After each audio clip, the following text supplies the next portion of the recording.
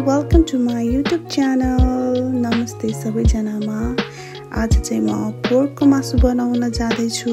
अनि पोर्कको मासु चाहिँ म आज हड्डी नभएको लिँदैछु र त्यसलाई स्मल साइजमा कटिङ गरेर एउटा बाउलमा राख्छु। अनि त्यो बाउलमा राखेको मासुको पिसहरूलाई चाहिँ म फ्राई गर्छु। हामीले एउटा प्याज लिँदैछौँ र त्यसलाई सानो सानो पिस गरेर काट्दैछौँ।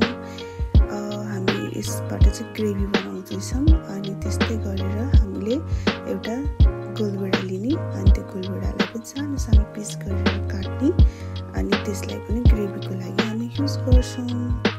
अब नेक्स्ट स्टेप भनेको हामी एउटा भाँडामा तेल राख्छौँ थोरै अनि त्यसमा चाहिँ अनि त्यो अघि काटेको पोर्कको मासु हाल्छौँ। अनि त्यसलाई चाहिँ एकछिन डिप फ्राई हुन दिन्छौँ। अनि त्यो डिप फ्राई भएपछि यस्तो देख्छ। डिप फ्राई गर्दाखेरि चाहिँ हामीले लो फ्लेममा गर्नुपर्ने हुन्छ र फेरि त्यही प्यानमा हामी ग्रेभीको लागि हामीले काटेको लसुन हालेर भुट्दैछौँ। अनि त्यसपछि त्यसमा प्याज हाल्ने। प्याज हालिसकेपछि हल्का रातो गरेर भुट्ने। अनि त्यसमा टमाटर पनि हाल्छौँ। टमाटर र प्याजलाई चाहिँ मजाले मिक्स गरेर पकाउनु पर्ने हुन्छ। एकछिनसम्म त्यसलाई पकाइसकेपछि हामीले त्यसलाई चाहिँ ढाक्नुपर्छ र लो फ्लेममा पकाउनुपर्छ।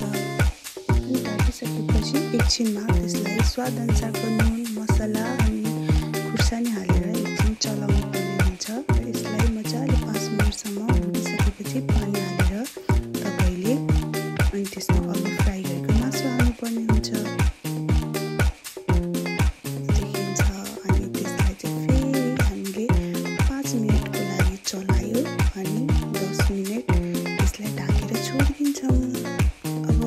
मिठो मासु तयार भयो। अब हामी खानामा सर्भ गर्दैछौँ। ल हेर्नु होला मेरो फर्स्ट टाइम एटेम्प्ट मासु दाल भात। म चाहिँ थोरै भात खान्छु त्यही भएर थोरै पोर्सन छ खाएँ ल।